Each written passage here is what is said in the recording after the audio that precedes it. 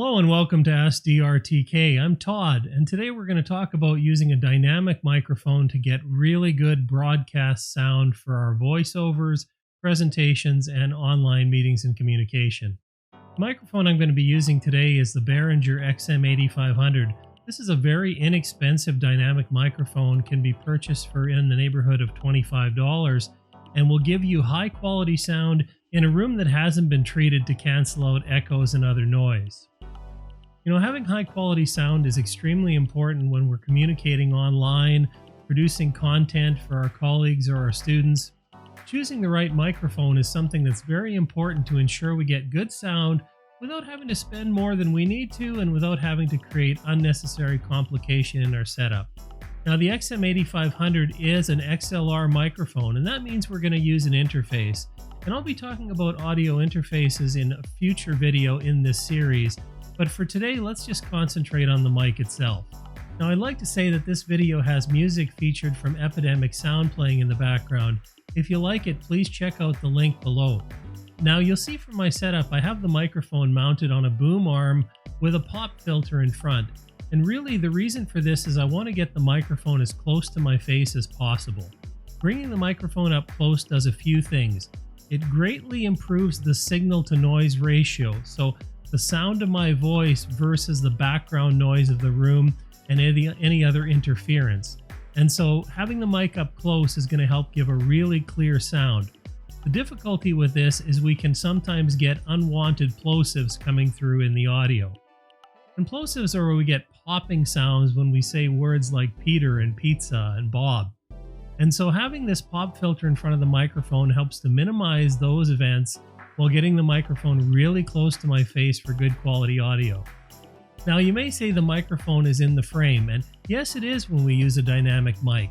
This is one of the trade-offs we make in getting the microphone close to our face to get high quality sound versus having the microphone off camera. And in other videos, I'll be talking about using shotgun microphones and lavalier microphones to minimize the interference perhaps of the microphone in your shot. But really, audio is the most important thing. When you consider most people view YouTube on small screens, video is becoming less and less important in the overall picture.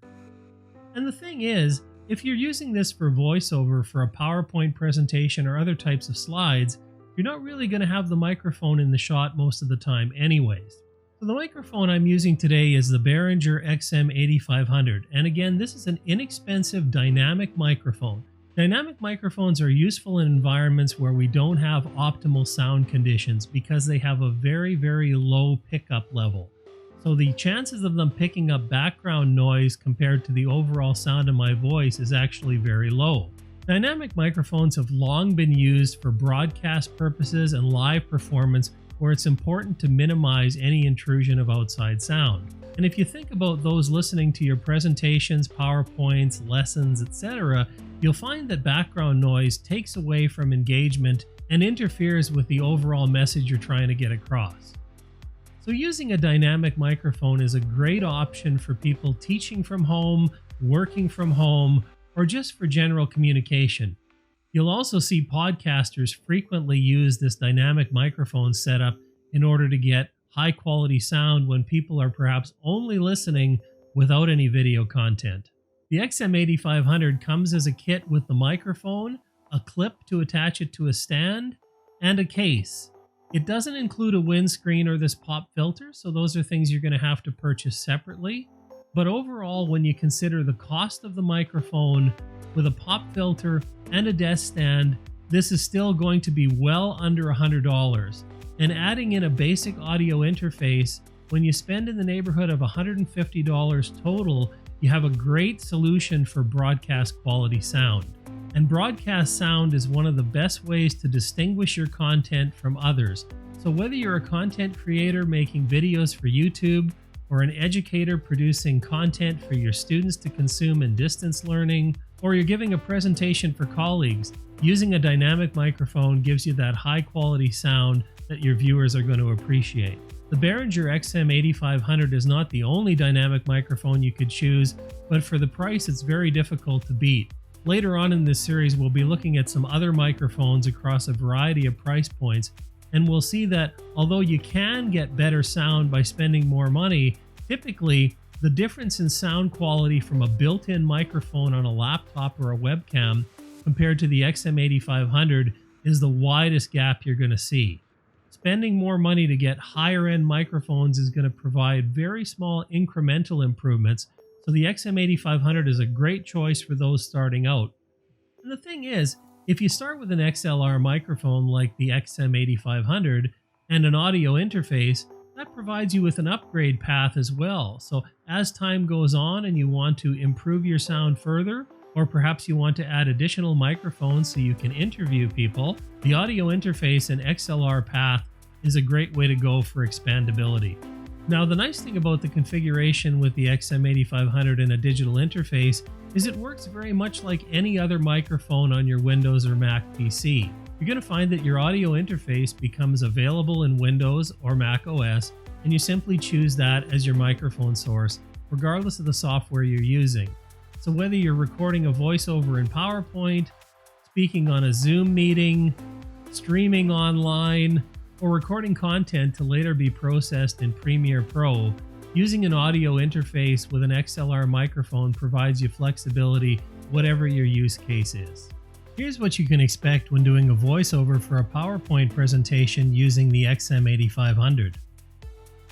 Today's PowerPoint is going to look at a topic that we've been discussing briefly over the last number of weeks. So our first topic for today includes the following 3 items. We're going to discuss them at detail as we go through the rest of the presentation. Now, moving on to our second topic, we're going to talk about 3 or 4 things, and the third topic, and the fourth topic. And the key takeaway is clear audio makes a difference when voicing over a PowerPoint presentation. If you're enjoying this video or find it helpful, I hope you consider subscribing to our channel or hitting the like button. This series is all about improving the quality of your online experience with technology, tools, and tips. Now, it's important to make the right choice when it comes to the products and tools you're going to use for distance presentations and learning. I'm trying to provide tutorials that will give you some idea of the tools that are available and the products that fit your budget. So please continue to watch for future videos in this series. The Behringer XM8500 is a high-quality dynamic microphone that's well built at a reasonable price. It's a great solution to consider if you're going to upgrade your audio either for online presentations, meetings, distance learning, or any other creative application. Thanks again for watching this video. I'm Todd, and this has been Ask DRTK.